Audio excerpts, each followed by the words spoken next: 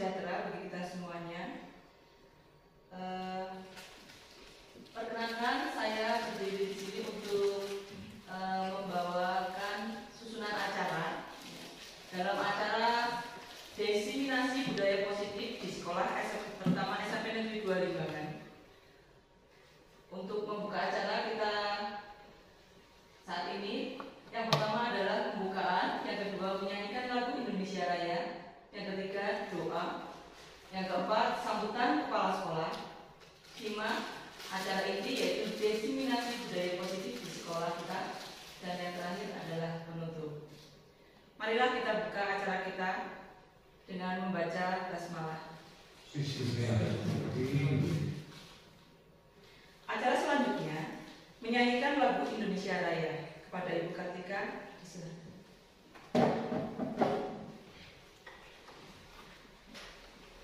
Hadirin dimohon untuk berdiri.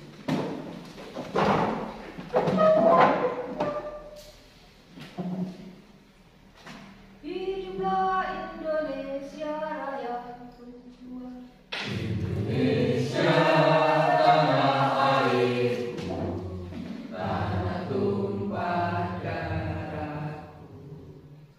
Di sanalah aku berdiri, jadi pandu ibuku. Indonesia kebangsaanku, bangsa dan tanah airku. Marilah kita berseru, Indonesia bersatu. Hiduplah tanahku, hiduplah negeriku, bangsaku, rakyatku semuanya. Bangunlah jiwanya, bangunlah badannya untuk Indonesia Raya. Indonesia Raya, merdeka, merdeka, tanahku, negeriku yang ku cinta. Indonesia Raya, merdeka, merdeka, hiduplah Indonesia Raya. Indonesia Raya, merdeka, merdeka, tanahku, negeriku yang ku cinta. Indonesia Raya, merdeka, merdeka, hiduplah Indonesia Raya.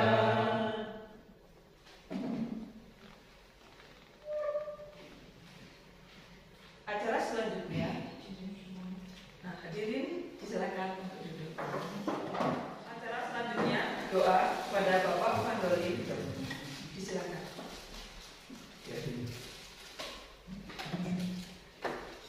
Jalan nggak? Jalan.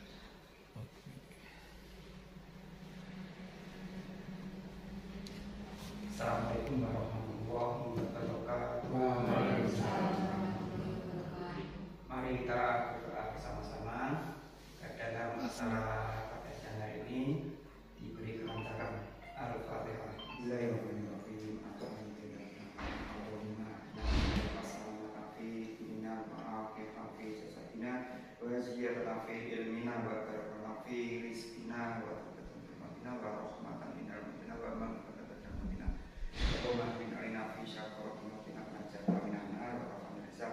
Rabbana atina fid dunya hasanatan wa fil akhirati hasanatan wa qina adzabannar wa qina jannata ma'al ya aziz ya rabbal alamin. Wassallallahu alaihi wa sallam. Alhamdulillahil alamin.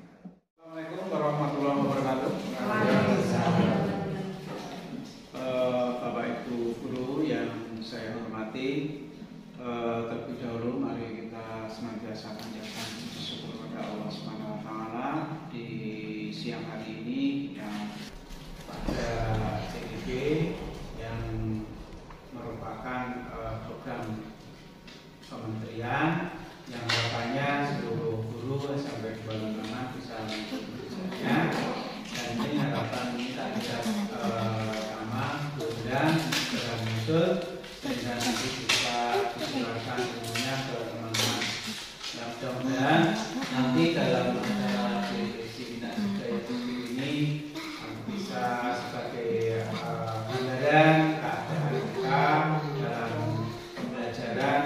yang positif sehingga bisa berdampak ke anak-anak peserta didik, sehingga bisa melaksanakan kegiatan-kegiatan KBM tanpa ada sesuatu yang istilahnya bullying atau semacamnya, sehingga tidak terjadi hal-hal yang tidak diinginkan. Karena dengan budaya positif tentunya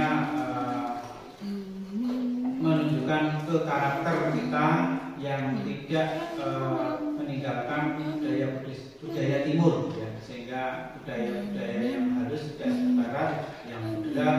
Untuk itu kita perdalam, kita pertegas atau kita munculkan sehingga budaya-budaya itu menjadi budaya di sekolah menengah, terutama di peserta didik, Bapak Ibu guru dan warga sekolah selanjutnya. Dan itu mari kita ikuti apa yang disampaikan ke Pak Marjo sehingga nanti bisa dipraktekkan atau bisa dilaksanakan dalam pembelajaran.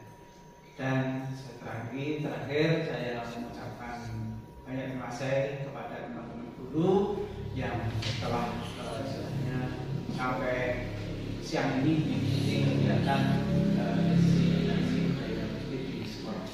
Apabila nanti ada permasalahan ataupun istilahnya ganjalan bisa ditanyakan ke beliau selaku dalam hal ini sebagai narasumber. Saya kira cukup dari saya. Saya akhiri. Assalamualaikum warahmatullahi wabarakatuh. Terima kasih. Acara selanjutnya yaitu acara inti diseminasi budaya positif di sekolah kepada Bapak Sumarjo SPG. Semuanya, Assalamualaikum warahmatullahi wabarakatuh. Alhamdulillah, alhamdulillah nahmaduhu wa nasta'inuhu wa na'udzu billahi min shururi anfusina wa min syarri a'malina may yahdihillahu fala mudilla lahu wa man yudlil fala hadiya lahu. Asyhadu an la ilaha illallah wa asyhadu anna Muhammadan abduhu wa rasuluhu. La quwwata illa billah. Pada Bapak Kepala Sekolah, Bapak Sukarma SPG MA yang saya hormati, dan seluruh guru pendidik di SMP Negeri 2 Limbangan yang saya hormati, sebelumnya terima kasih yang telah hadir di ruangan ini untuk mengikuti diseminasi dari budaya positif yang ada di sekolah. Sebelumnya sholawat dan salam, semoga kita kepada kita Nabi Muhammad SAW, semoga kita menjadi pengikutnya di berikan pertolongan di yaumil akhir. Amin, amin. Bapak Ibu, di sini saya bukan mau menggurui apa-apa, tapi kita sharing saja dari budaya positif di sekolah. Ini ada pertanyaan pemantik dulu atau pemicu, ya, pemantik. Jawabannya setuju atau tidak setuju. Yang pertama adalah hukuman dapat mendisiplinkan anak. Nah, mungkin dari pengalaman Bapak Ibu guru yang ada di sekolah selama ada yang 10 tahun, ada yang 20 tahun, ya mungkin ada yang mau pensiun 30 tahun. Nah, nanti mungkin banyak yang setuju, mungkin ya. Yang kedua, pemberian hukuman dengan hal positif seperti membaca, karena kita meningkatkan literasi anak-anak biar pandangannya atau wawasannya luas. Terus membersihkan halaman sekolah ini dapat meningkatkan disiplin anak. Nah, pertanyaannya begitu. Apakah juga setuju? Mungkin dari Bapak Pengawas juga sama seperti ini pertanyaannya. Bagaimana caranya anak itu jika terlambat terus diberikan sebuah hukuman atau konsekuensi namun mendidik, gitu ya. Mungkin membersihkan teras kelas, ada yang membersihkan kamar mandi, ada mungkin kalau dari olahraga ada yang lari lapangan, dan mungkin Pak Panduli selaku olahraga pada saat sudah melakukan pemanasan anak baru ada yang datang. Nah, itu mungkin nanti apakah itu masuk konsekuensi, apakah itu masuk hukuman, nanti akan kita bahas bareng-bareng. Yang ketiga, memberikan penghargaan dapat meningkatkan motivasi belajar anak. Apakah itu juga disetujui? Karena ada reward, ada penghargaan, entah itu kecil ya, kecil bagi kita mungkin, tapi mungkin bagi anak sudah sebagai positif atau sebagai motivasi. Lanjut. Oke. Ya, untuk merubah paradigma tadi, ya, merubahnya Bapak Ibu berhadapan dulu, tidak apa-apa. Yang tidak terus gimana? Saling berhadapan ini soalnya. Tuliskan sesuatu yang sangat berharga untuk Anda, tapi nggak ditulis juga tidak apa-apa, hanya sekedar ilusi saja. Ya, letakkan di salah satu tangan, taruh di tangannya, terus genggam erat tulisan tersebut dengan segala daya serta buatlah sebuah kepalan tangan di kepala. Nah, yang sebelahnya mencoba membuka. Ya, sebelahnya berarti coba buka kepala teman Anda dengan sekuat tenaga, dengan berbagai cara agar teman di sebelah Anda memberikan benda yang ada di dalamnya. Itu mungkin rahasia atau hidup matinya di situ, ya. Dengan cara membujuk, mengancam, merayu apa saja agar membuka kepala tangannya. Mungkin ada yang mau mencoba nikah dulu dengan hutan. Iya, maksudnya rayuannya seperti apa ya misalkan? Mempengaruhi orang. Orang buka ketak.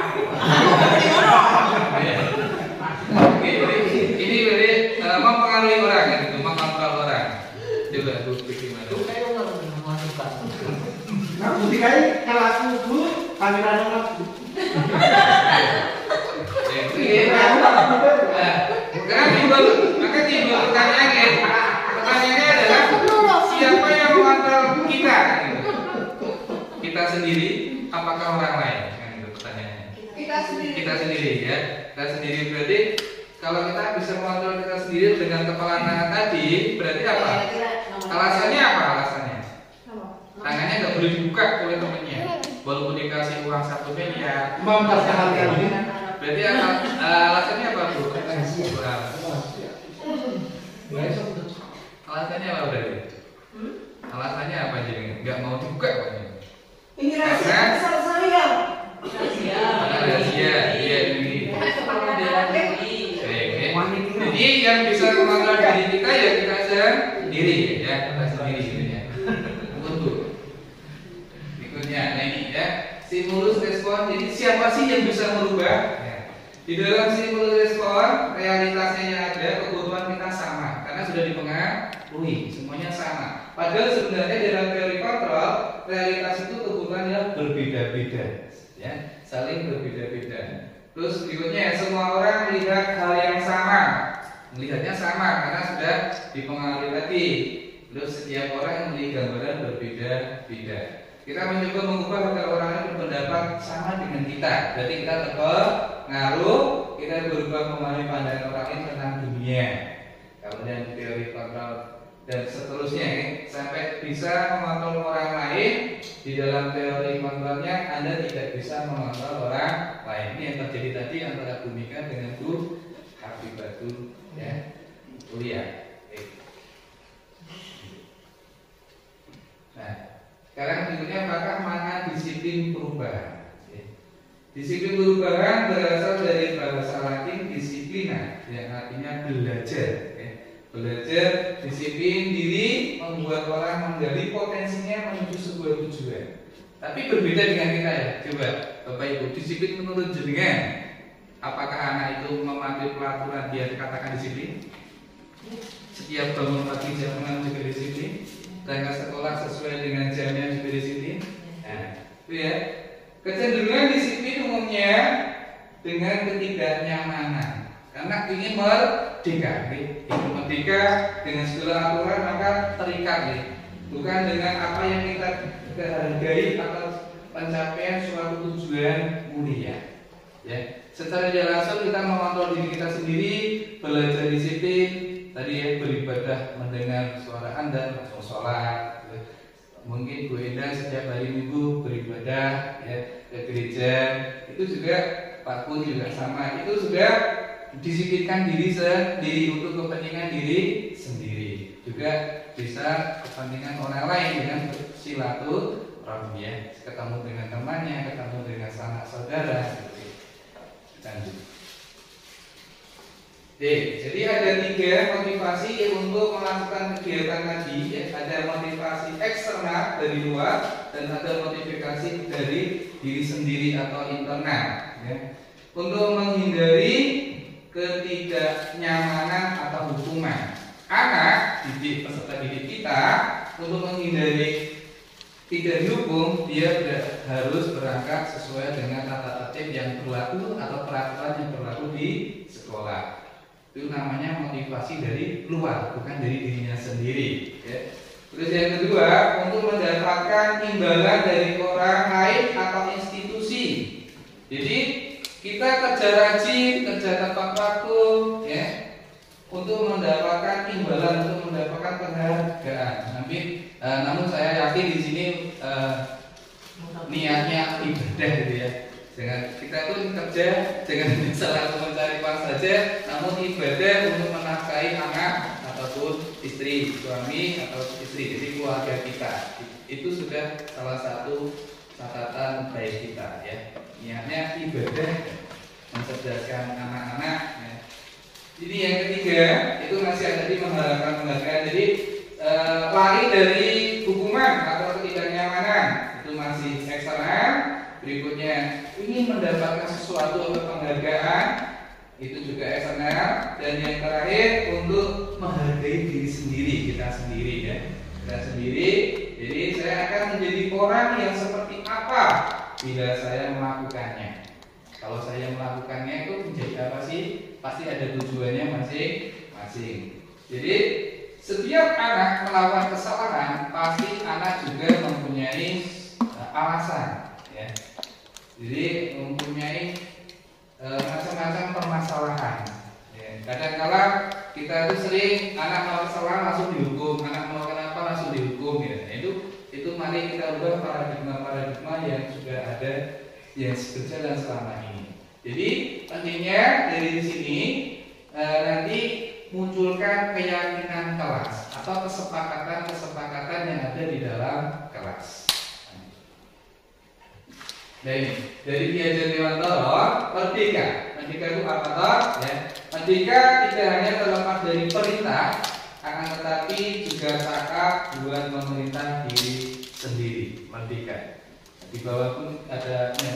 Sekarang merdeka, mengajar tidak mengajar merdeka. Nah, itu yang hal yang apa ya, enaknya sendiri. Padahal ini memang kurikulum sekarang ini untuk sekolah-sekolah penggerak dan sekolah yang bukan penggerak baru ada mandiri berubah, gitu ya. Jadi mandiri tapi berubah sambil berubah. Nah, kalau yang sudah penggerak otomatis mengikuti ini. Dan ini baru saja kemarin dari DPR itu masih belum menyetujui ya, karena terlalu berat untuk dilakukan, banyak analisis, banyak segala macam, karena harus melakukan konten ya, berbasis konten macam-macam, akhirnya itu ya. Jadi kayaknya masih belum siap gitu. Nah ini didukung oleh penghargaan. Bapak Ibu, anak dikasih penghargaan itu kira-kira kreativitasnya bisa muncul tidak? Ya, tidak bisa muncul. Dia nggak akan muncul karena hanya mengejar itu saja. Ya, jadi berlomba-lomba untuk mematikan kreativitas orang lain gitu. Jadi ini ya, penghargaan menghukum, penghargaan mengurangi ketepatan, penghargaan tidak efektif, penghargaan merusak hubungan. Lepas betul. Penghargaan itu bisa merusak hubungan ya, karena saling berlomba-lomba untuk menyelesaikannya biar mendapat penghargaan.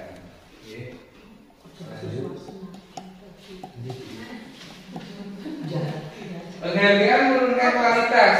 Ya. Coba setelah dikasih penghargaan, anak itu nanti atau bukan anak yang kasih penghargaan, yang mungkin naik, tapi yang lain coba, yang lain bisa berkreativitas. Apakah kualitasnya bisa naik? Pasti menurun. Penghargaan makanya tadi penghargaan mengurangi motivasi intrinsik atau motivasi dari dalam. Itu penghargaan itu masuk dalam motivasi eksternal atau dari luar, bukan dari diri pribadi. Bentuk program kebajikan. Dalam memberikan apresiasi atau pengakuan perlu diingat beberapa hal, beri pengakuan secara khusus. Jadi kemungkinan anak-anak yang nilainya bagus, terima kasih sudah belajar. belajar baik, di pengalaman secara pribadi. Kadang memang anak diberi penghargaan hanya sebuah kata-kata di depan anak-anak yang lain saja juga menjadi sebuah motivasi. Pengakuan konsisten dan fokus pada prosesnya. Jadi selama ini kita berfokus pada nilai atau hasil. Paradigma yang harus dirubah adalah sekarang berbasis pada proses pembelajarannya. Ini contoh pengakuan apresiasi. Jadi kemarin saya perhatikan pembuka, kata-kata pembuka, nilai kebajikannya rasa empati atau besar sekali. Jadi kepada anak atau peserta didik, situasinya pada saat menolong murid baru di kelas kita. Ya, berikutnya ada saya menghargai. Pembukaannya ada kepedulianmu pada saat membantu teman-teman di tugas kelompok. Jadi pada saat diskusi, ini sebuah apresiasi kepada peserta didik. Terima kasih untuk siapa ya untuk anak yang disebut, rasa tanggung jawabmu pada saat memungut kertas-kertas yang berserakan di lantai. Ini juga diberi penghargaan, anaknya melakukan kebersihan kelas, juga diberi penghargaan biar termotivasi untuk hal-hal yang baik. Nah ini coba kita berpikir sejenak. Mencatat 100 kali dalam buku kalimat saya tidak akan terlambat. Ini sering gitu dulu ya. Dulu sering kali beri PK-nya BK, biasanya BK ditunda. BK dicatat. Jadi apakah ini hukuman atau konsekuensi? Kira-kira Dua-duanya. Hukuman atau konsekuensi?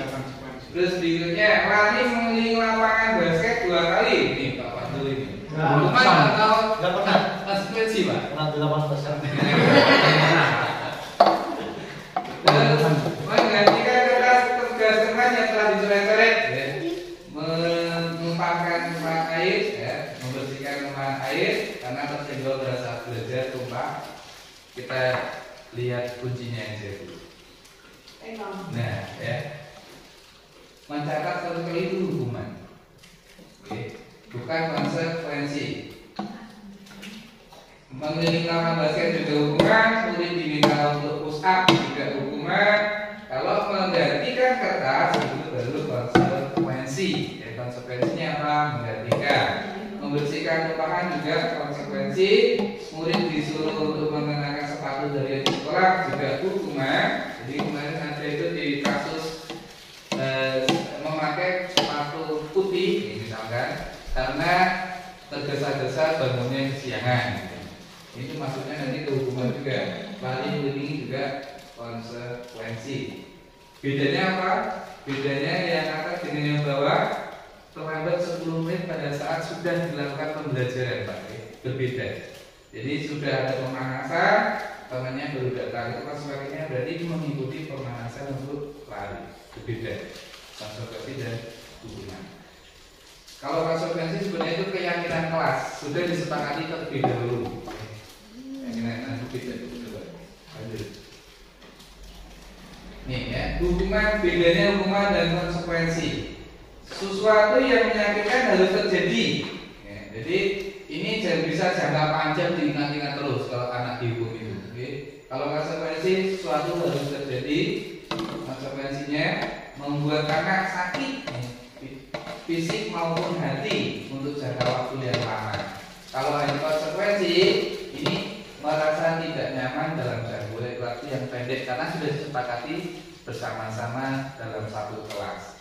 Ya. Kalau sudah ada keyakinan kelas 1 maka nanti diharapkan bisa menular virus baik itu budaya positif ke kelas yang lainnya. Terus hukuman itu sifatnya paksaan. Kalau konsekuensi stimulus atau tanggapan, konsekuensi itu karena itu dari anak sendiri ya. Dari anak membuat keyakinan, membuat tanggapannya, hukumannya apa, tapi maksudnya konsekuensi. Terus berikutnya mendorong anak menyakiti diri sendiri karena dihukum dia bergumul terus ya, tidak tahu sebab akibatnya kalau itu. Maka kalau yang konsekuensi mendorong anak agar mudah menyesuaikan diri. Berikutnya konsep diri yang buruk, ini konsep diri yang baik. Anak untuk menyembunyikan kesalahan. Anak pasti takut. Anak kalau melakukan kesalahan didekati saja sudah takut. Dan nanti ada caranya bagaimana biar anak tidak takut. Anak kalau berbicara dengan sejujurnya itu nanti menggunakan restitusi. Yang lain marah, rasa bersalah, dipermalukan, merasa tak dihargai, itu masuk dalam hukuman. Kalau tidak konsekuensi, kehilangan hak, dibuat tidak nyaman, diasingkan untuk sementara waktu saja.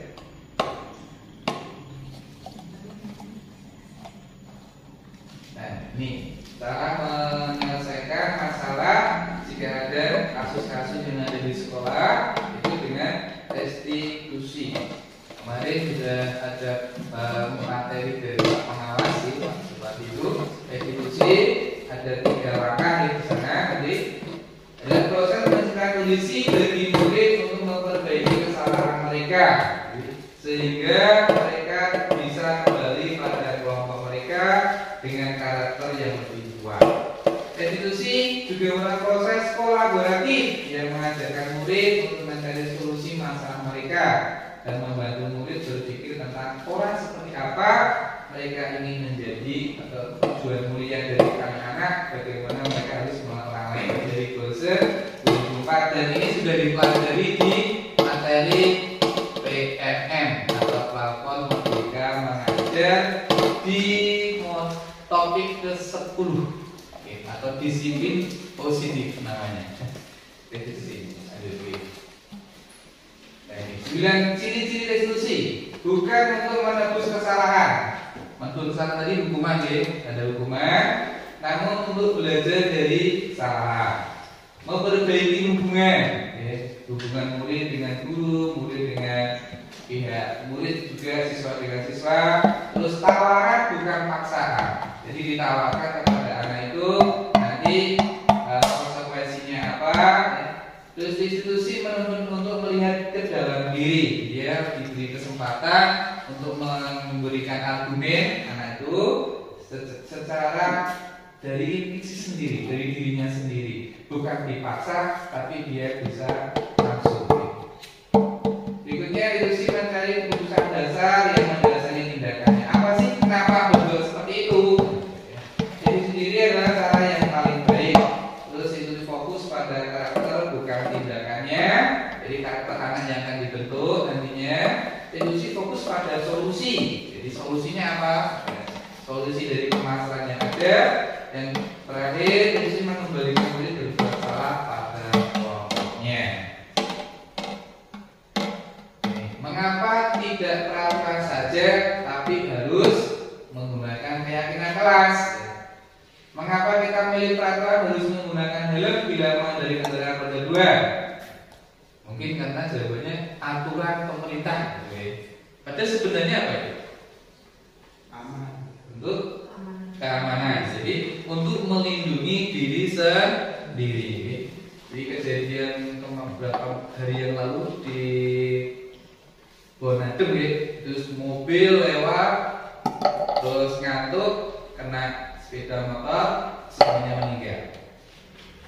Malam berbarengan dengan ya di Wonoloko itu pang jati jatuh, ya kena orang meninggal juga.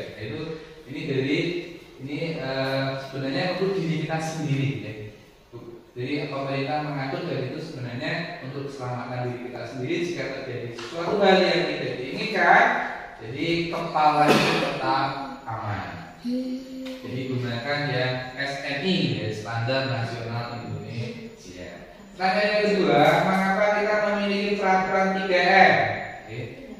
Menggunakan masker, mencuci tangan, dan menjaga jarak 1,5. Itu juga untuk diri kita sendiri agar tidak tertular dengan COVID-19.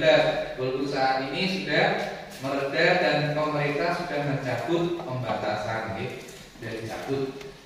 Yang ketiga, mengapa kita memiliki peraturan harus datang tepat waktu pada saat mengikuti pelatihan? Biar apa? Biar pelaksanaan pelatihannya sesuai dengan rancangan atau jadwal yang telah disepakati bersama. Jadi untuk mendukung motivasi intrinsik, kembali ke nilai-nilai atau keyakinan yang lebih menggerakkan seseorang dibandingkan mengikuti serangkaian peraturan. Mungkin di sini ada beberapa wali kelasnya berapa orang ini? 1, 2. Nah, ada semua ya. 5. Mungkin bisa membuat keyakinan, contoh keyakinan misalnya dari Bapak Ibu seperti apa? Contohnya, keyakinan kelas sendiri nih, di dalam kelas sendiri. Mungkin Pak Ali, keyakinan kelas. Ya, anak menjaga kebersihan. Nah, itu sudah menjadi sebuah keyakinan. Jadi kalau begitu dia masuk kelas, melihat kelasnya kotor, keyakinan kelasnya sudah tertanam di dalam dirinya, otomatis langsung membersihkan. Bu Ulia mungkin ada tambahan? Kalau di kelas itu memang sudah di awal ketika membentuk struktur kelas juga ada keyakinan kelas sebenarnya ketika masuk harus mengucapkan salam. Kemudian selalu menjaga kebersihan, mentaati peraturan sekolah, kemudian menjenguk teman yang sakit. Ada beberapa kalau nggak salah sekitar 10. Jadi itu bukan peraturan nih, tapi keyakinan atau kesepakatan bersama dalam sebuah kelas. Itu mungkin nanti bisa ditularkan virus-virus baik positif tadi ke kelas-kelas yang lainnya. Itu oke. Sekarang ke ini ya, sekarang belum ya. Coba. Yang pertama berarti atau mungkin Pak Pandowi bisa membaca grafik ini Pak, gambar ini menurut jenengan berikut. Dari mana ke mana? Dari dalam keluar apa dari luar ke dalam? Kurang jelas. Kurang jelas. Contoh, Jadi ada peraturan kelas. Jadi kalau peraturan kelas seperti apa misalkan? Peraturan kelas. Tidak boleh memasukkan sepatu. Tidak boleh memasukkan sepatu. Itu peraturan. Peraturan kelas. Peraturan kelas, nggih.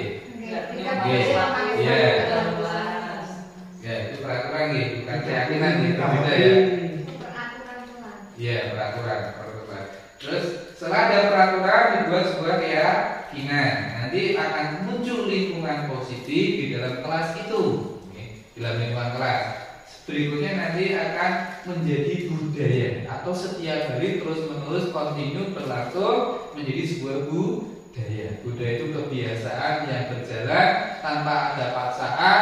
Anak-anak sudah menjalankan seperti apa adanya, seperti dia membuat lingkungan itu menjadi enak. Jadi ya tadi ya tujuannya kelas itu biar nyaman, biar aman, ya. Anak betah di sekolah, tidak mau bolos gitu ya. Ini. Jadi dari dalam dulu nih, dari peraturan kelas, dibuat sebuah keyakinan kelas, lalu muncul lingkungan positif dan budaya positif di seluruh sekolah. Ini ya peraturan. Coba ini nanti selalu mengembalikan buku ke tempatnya, itu adalah sebuah peraturan. Dilarang mengganggu orang lain, juga peraturan. Hadir di sekolah 15 menit sebelum pembelajaran dimulai, juga peraturan. Dilarang melakukan kekerasan, dilarang menggunakan narkoba, bergantian atau menunggu giliran, gunakan masker, terus jangan berlari di kelas ataupun koridor. Ini sebuah peraturan. Bedanya apa? Berikutnya. Nah, keyakinan kelas menjadi sebuah tanggung jawab bersama. Kalau setelah membaca buku, maka dikembalikan ke tempatnya. Nah, di dalam kelas berarti dibuatkan apa? Misalkan pojok baca atau pojok literasi di dalam kelas tadi. Berikutnya tidak boleh mengganggu, berarti keyakinan kelasnya menghormati orang lain atau menghormati sesama. Ya, menghormati orang lain dan berkomitmen bahwa anak-anak harus hadir 15 menit sebelum pembelajaran dimulai, sudah siap di dalam kelas. Dan perbedaannya dengan kita dulu waktu kecil atau waktu masih sekolah, begitu ada bapak ibu guru sepatunya bunyi gitu, tok tok tok itu dari dalam. Kebanyakan dulu gitu, tapi sekarang sudah berubah dan itu memang anak-anak dididik untuk sesuai dengan zamannya atau kodratnya. Jadi pendidikan anak itu sesuai dengan kodrat yang ada pada diri anak sendiri, terus sesuai dengan kodrat alam di sekitar tempat kita berada di sekolah ini dan kodrat zaman besok pada saat anak itu hidup di kemudian hari. Berikutnya dilarang kekerasan, jadi tidak keselamatan atau menghormati orang dibilang narkoba nanti menjadi sebuah kesehatan, jadi anak sehat kalau tidak narkoba jadi sehat ya, itu juga mungkin tidak pakai narkoba pun juga ada yang nggak sehat ya, karena tapi ini sebuah keyakinan ya. Berikutnya berkaitan dengan mendiram dan menghormati orang lain atau belajar untuk bersabar ya. Gunakan masker, kesehatan atau untuk keselamatan sendiri-sendiri dan orang lain juga. Jangan berada di kelas, jadi keselamatan, keamanan dan untuk kenyamanan bersama-sama. Ini ya yang segitiga induksi tadi ya. Jadi ini juga agak kurang jelas itu ke bawahnya saja. Nah ini agak jelas ya. Untuk membuat anak yang merasa gagal karena berbuat salah menjadi positif terhadap dirinya. Jadi distabilkan dulu identitasnya. Jadi sesuai dengan dari Pak pengawas kemarin. Jadi guru berkata ini contoh-contoh perkataan yang perlu dilontarkan ke anak. Berbuat salah itu hal yang manusiawi, karena manusia itu makhluk khata' wa nisyan, tepat lupa dan tepat salah. Tidak ada manusia yang sempurna. Kayak Jawa menus kopian dosa. Terus bapak ibu juga buat salah, kita juga pernah buat salah. Jadi anak biar mau secara tanpa dipaksa dia mau mengakui, ya, mau berterus terang. Kita pasti bisa menyelesaikan masalah ini kok. Ya. Bapak ibu tidak tertarik mencari tahu siapa yang benar, siapa yang salah, tapi bapak lebih tertarik untuk menyelesaikan masalah yang dihadapi oleh murid-murid. Yang terakhir, kalau kamu menyalahkan diri sendiri terus menerus, apakah kamu bersiap baik pada dirimu sendiri? Ditanyakan pada dirinya sendiri. Nanti anak akhirnya akan tergugah, termotivasi dengan penanganan yang mendekati seperti itu, atau mungkin kita punya kata-kata yang lebih halus lagi. Anak dengan kedekatan kita, anak bisa berterus terang. Yang kedua, setelah stabil anaknya, baru yang kedua dengan berikutnya memvalidasi kebutuhan atau memvalidasi kesalahan anak itu apa tadi ya. Membantu murid mengenal basic, ini kebutuhan dasar yang dipenuhi ketika melakukan kesalahan itu. Pada dasarnya setiap tindakan manusia tujuannya adalah memenuhi kebutuhan dasar. Apakah itu penguasaan atau kebebasan, kasih sayang. Nah ini anak-anak kita kan rata-rata ada yang broken home, ada yang ditinggal bapak ibunya kerja di luar negeri, mungkin hanya tinggal dengan mbahnya. Nah, itu masalah-masalah seperti itu timbul mungkin dari kurang rasa kasih sayang, atau mungkin dari mbah itu kadang kasih sayangnya malah lebih dari bapak atau ibunya sendiri, bukan itu. Kadang kita juga ibunya disayang-sayang anaknya diri enggak ya. Di guru berkata, kamu bisa saja kan melakukan hal yang lebih buruk, tapi kamu tidak melakukannya kan? Ya. Kamu pasti punya alasan mengapa melakukannya. Apa yang penting bagi kamu? Ya. Kamu boleh tetap berusaha menjaga sikap itu, tapi tambahkan sikap yang lain yang baru atau yang baik. Ya. Maukah kamu belajar cara lain untuk mendapat yang kamu butuhkan tanpa harus mengumpul? Jadi pada saat terjadi percakapan anak mungkin, apakah kamu bisa melakukan dengan lebih baik besok lagi? Jadi kita tanyakan, kita validasi anak itu kenapa berbuat kesalahan. Nanti dia menjawab dengan apa adanya, terus terang, tidak berbeli-beli. Yang terakhir atau yang ketiga, tadi dengan menanyakan keyakinan. Kita sudah membuat keyakinan, kita sudah membuat peraturan. Jadi anak melihat kesalahan dihubungkan dengan norma sosial dan nilai yang mendasari manusia seperti dengan orang lain. Jadi menanyakan keyakinan, apa nilai yang kita percaya di kelas atau sekolah kita, keyakinan dia sudah seperti sekarang jadi spiritual asli, biar asli ya, biar semuanya itu terlihat bagus, berarti harus bebas sampah, harus anaknya juga rajin-rajin membersihkan kelasnya. Ini menanyakan keyakinan yang sudah dibentuk di dalam diri anak-anak. Nilai-nilai apa yang telah kita sepakati. Jadi secara umum di sekolah kita itu sudah menyepakati apa, itu yang dilaksanakan. Kelas ideal itu yang seperti apa sih? Ya, Ya, seperti dengan sesuai keyakinan kita yang sudah dibuat. Mungkin ada keyakinan baru atau terobosan-terobosan baru sehingga kelas menjadi lebih bagus lagi. Berikutnya ada juga kamu ingin jadi anak seperti apa? Anak itu seperti apa? Kita tanyakan keyakinannya. Apa yang kamu rasakan ketika malam itu, terus kamu menjadi orang seperti apa?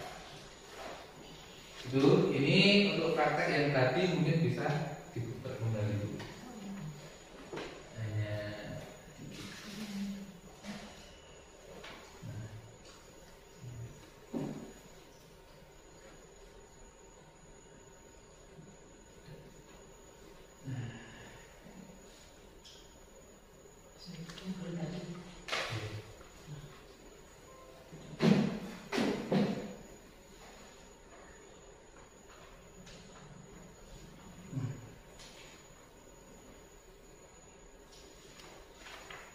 Ini contoh yang sudah dibuat,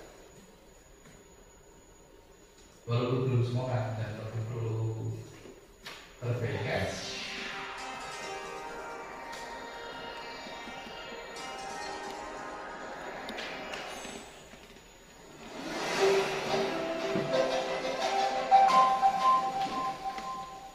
Assalamualaikum warahmatullahi wabarakatuh.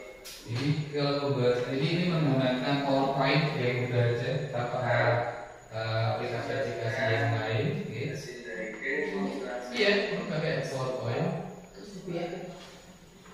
Minimal Windows, minimal Microsoft PowerPoint 10. Segitiga restitusi merupakan tahapan tindakan yang dilakukan oleh seorang guru maupun orang tua agar dapat menghasilkan murid yang mandiri dan bertanggung jawab.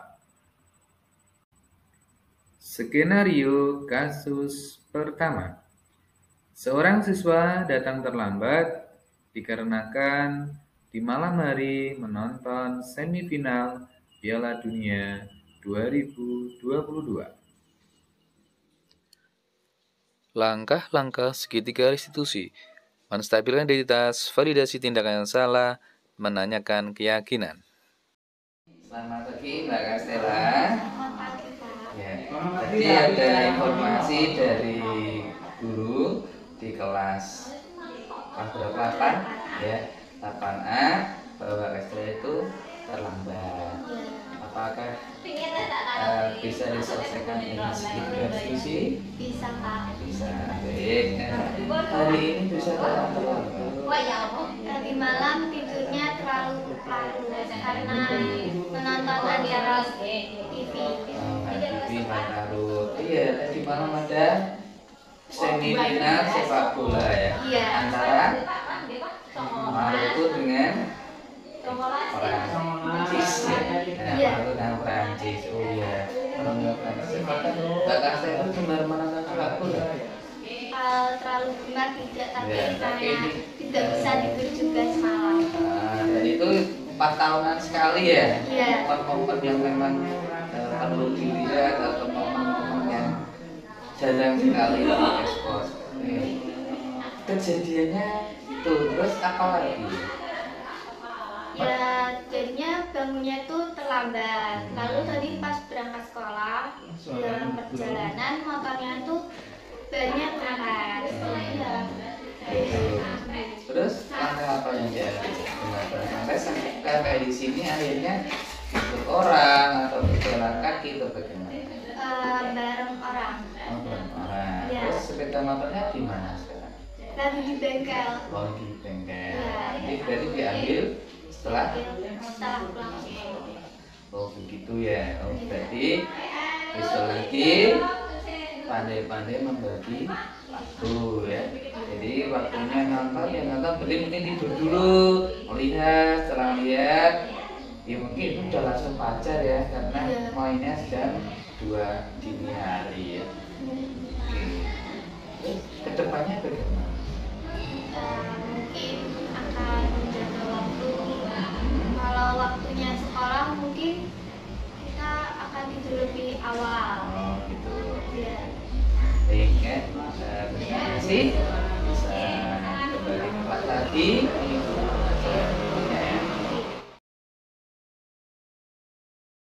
Mungkin dengan ada segitiga restitusi, kita dapat menjawab dengan enak pertanyaan guru tanpa ada rasa dendam ataupun rasa paksaan. Karena hukuman-hukuman yang para guru berikan untuk kita yang terlambat ataupun yang memiliki masalah. Kita juga dapat menjawab dengan enak kenapa kita melakukan kesalahan itu. Ya karena kita sendiri juga punya alasan mengapa kita melakukan itu.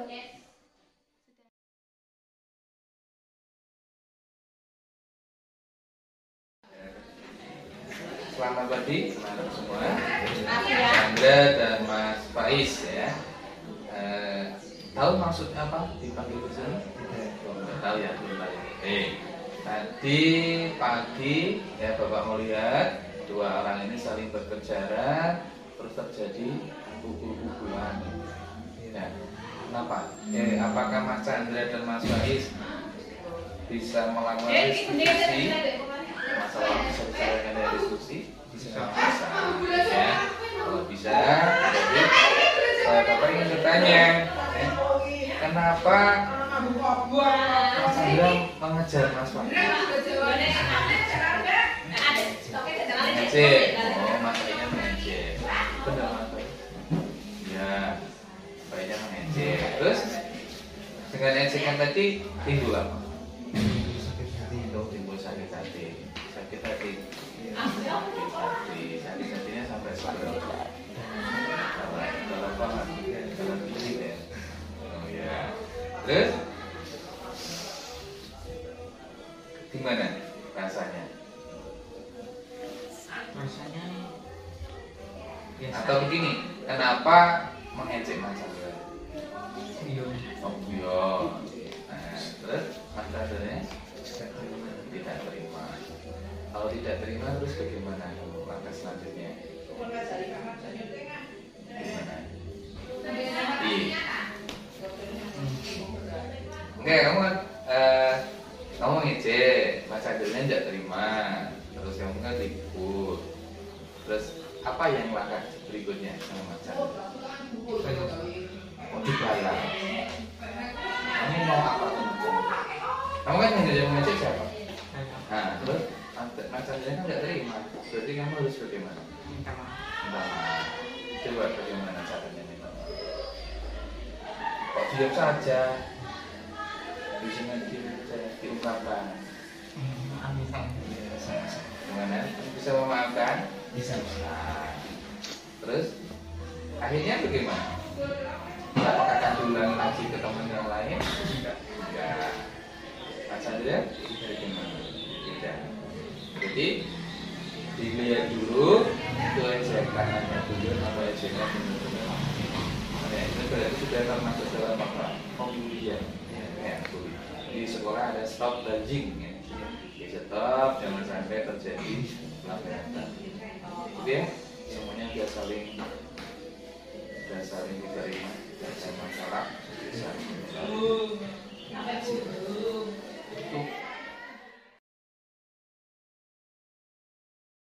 Saya masalah dengan segitiga restitusi dapat menyelesaikan masalah dengan segera, dan saya dapat memberikan alasan dengan sebenarnya dari diri pribadi.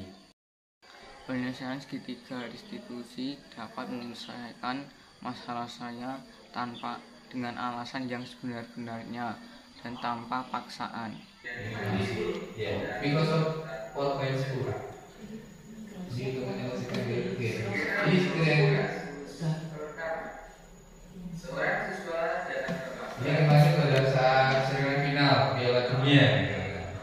Semifinal Piala Dunia 2022. Langkah segitiga restitusi, stabilitas, validasi tindakan salah, menanyakan keyakinan. Ini kemarin pada saat mencari pemerannya membahas salah pernah terlambat pernah langsung tanpa teks ini langsung.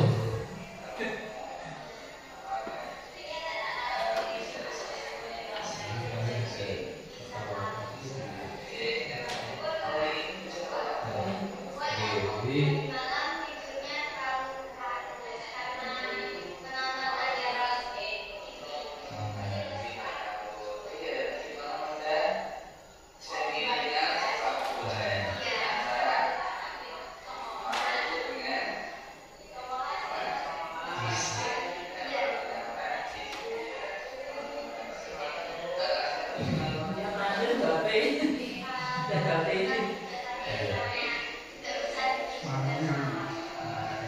Suara lain masuk. di ruang TO Bu Yayu dan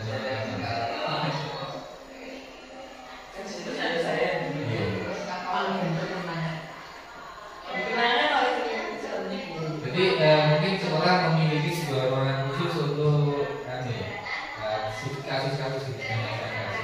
Biasanya untuk BK disiapkan ada 2 orang biasanya. Dan maksudnya kasus berkelompok sendiri dan sendiri. Besok apa maksudnya? Iya. Besok itu rupanya kan 2 itu yang 1 keluar posisi. Nah, keluar posisi kan bisa tingkatan mejanya. Nah,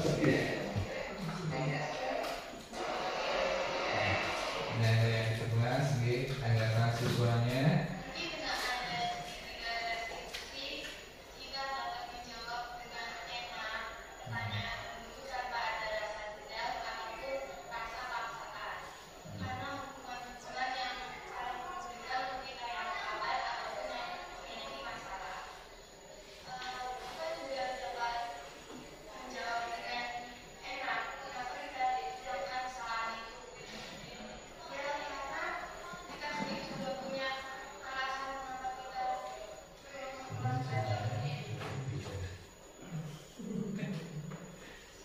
Ini yang pertanyaan kemarin, jadi salah paham.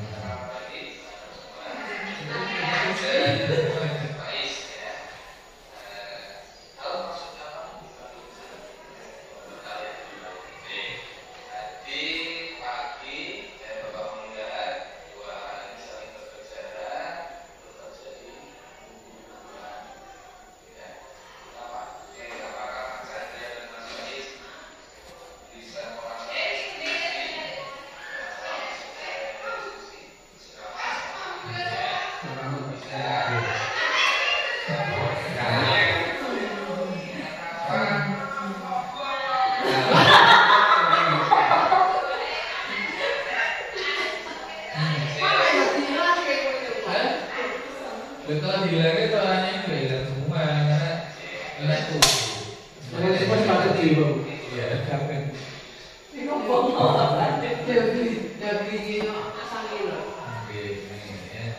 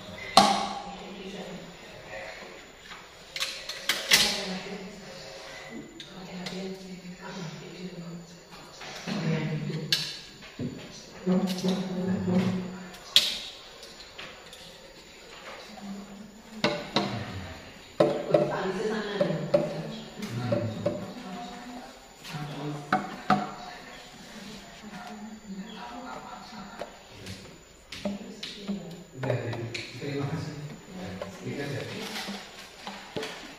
Itu cukup sudah ya. Selesai acaranya. Semoga mendapatkan pencerahan. Saya juga baru belajar ya. Kita bisa membuat sekolah ini menjadi lebih baik lagi. Baik Bapak Ibu, demikian dari saya. Mohon maaf sudah menyita waktu dengan semuanya. Terima kasih. Ya, jika ada yang benar dari Allah Subhanahu Wa Taala, kalau salah saya memang manusia biasa, banyak kesalahan. Mohon maaf. Wabillahi taufiq hidayah. Wassalamualaikum warahmatullahi wabarakatuh. Waalaikumsalam warahmatullahi wabarakatuh.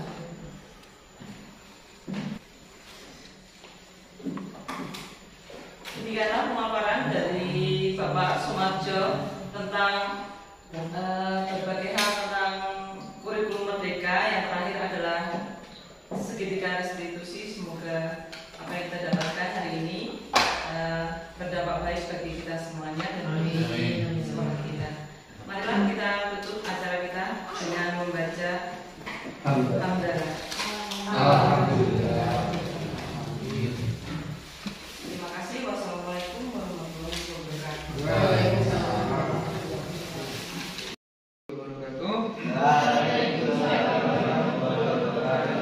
Kita akan menyebarkan atau membudayakan budaya positif di sekolah kita SMP 2 Limbangan.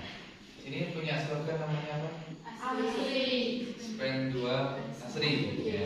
Spendual Asri. A-nya apa? Asri. Asri dalam apa kira-kira?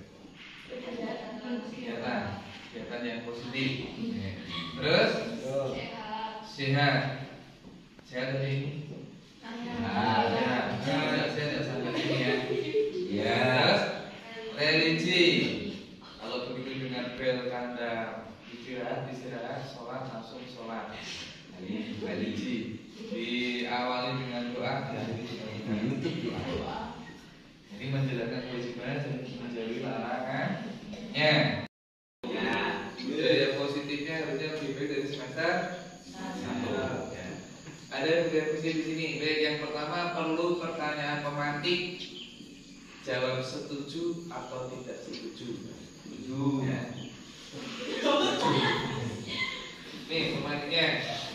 Hukuman dapat mendisiplinkan anak. Setuju atau tidak setuju? Setuju. Kamu dihukum, apakah bisa didisiplin? Pasti.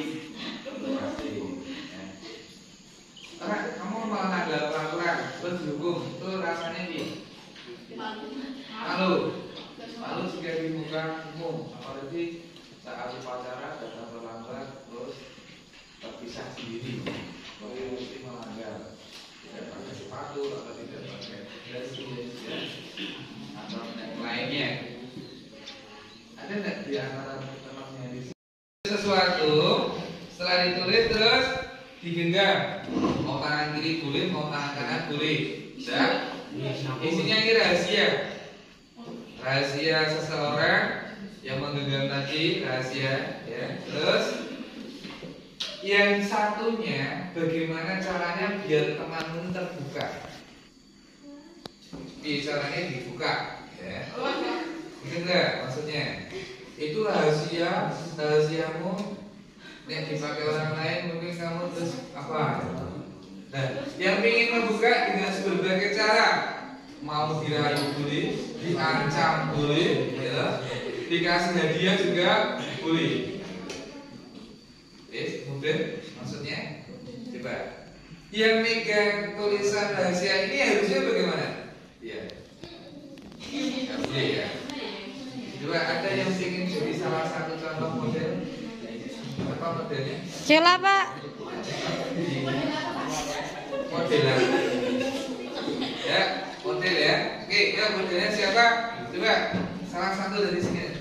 Nanti salah satu sini kan. Yuk. Yang satu merayu gimana cara biar dibuka. Ya. Bagaimana caranya dirayu? Ya. Jadi apa tadi? Menganiaya. Biar terbuka. Tapi yang mana yang menghafal? Nah, dibuka enggak? Enggak. Kenapa? Mau apa Cici? Sekarang berarti kesimpulannya siapa yang mengontrol? Yang megang rahasia atau yang mau membuka rahasia? Yang mempengaruhi siapa? Yang mempengaruhi orang yang ingin membuka. Yang dipengaruhi orang yang menghafal. Nah, berikutnya siapa yang mengontrol kita? Diri kita sendiri. Jadi dengan berbagai cara, karena itu nasib kita, hidup kita, walaupun ada badai yang menghadang, walaupun badai yang menghadang. Gitu ya. Jadi di genggaman. Sama dengan bad boy ya. Apa bad boy? Sudah sad boy ya? Sad boy kemarin apa? Ya. Gimana itu? Gimana kata-katanya? Apakah kamu jadi putus? Jawabannya apa? Apakah kamu masih sakit hati? Sudah tidak. Kamu tuh seperti Naruto ya. Naruto itu 1000 bayangan, kamu 1000 alasan. Iya, itu ya set point itu. Ya. Jadi yang mengontrol itu sebenarnya diri kita sendiri. Tapi bapak ibu biasanya mengontrol siswa. Ya kan? Anak siap, duduk rapi. Ya. Nyanyinya gimana dulu waktu kecil? Astane sedeku, mireng kaki guru, senawon di kamu. Papa nulis di mall, ya sing kotor, aja pada sembrono, muda orang bisa. Itu yang mempengaruhi siapa? Guru ya kan, berarti murid dipengaruhi oleh orang lain. Iya, walaupun kita tetap mengontrol diri sendiri. Setiap siswa melakukan kegiatan atau melakukan kesalahan pasti memiliki alasan. Pernah nggak di sini kamu datang terlambat, ujuk-ujuk, mari, ujuk-ujuk kayak sapu, jangan dibersihkan. Pernah nggak? Ada nggak? Ada ya? Kira-kira perasaannya bagaimana? Wis pangkatnya cepet-cepet, telat, iji diseneni, iji dihukum aku, kadang suruh lari lapangan 10 kali, ya, kontrol LC, macam-macam ya. Itu harus dirubah, paradigma itu harus dirubah. Agar anak itu atau kamu itu bisa sekolah dengan nyaman, dengan aman, gitu ya. Tidak ada pembulian, ini harus dirubah. Ya, bulian itu harus dilakukan. Ya, siap? Siap. Gitu ya.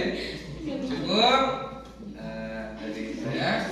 Mohon maaf dalam waktunya. Assalamualaikum warahmatullahi wabarakatuh. Waalaikumsalam warahmatullahi wabarakatuh. Oke, searching berikutnya searching. Dua Limbangan memiliki slogan yaitu asli, aktif, sehat, religi, dan indah. Harapan kami di SMP Negeri 2 Limbangan agar menjadi sekolah yang bersih, aman, dan nyaman, dapat meningkatkan siswa yang berprestasi menjadi lebih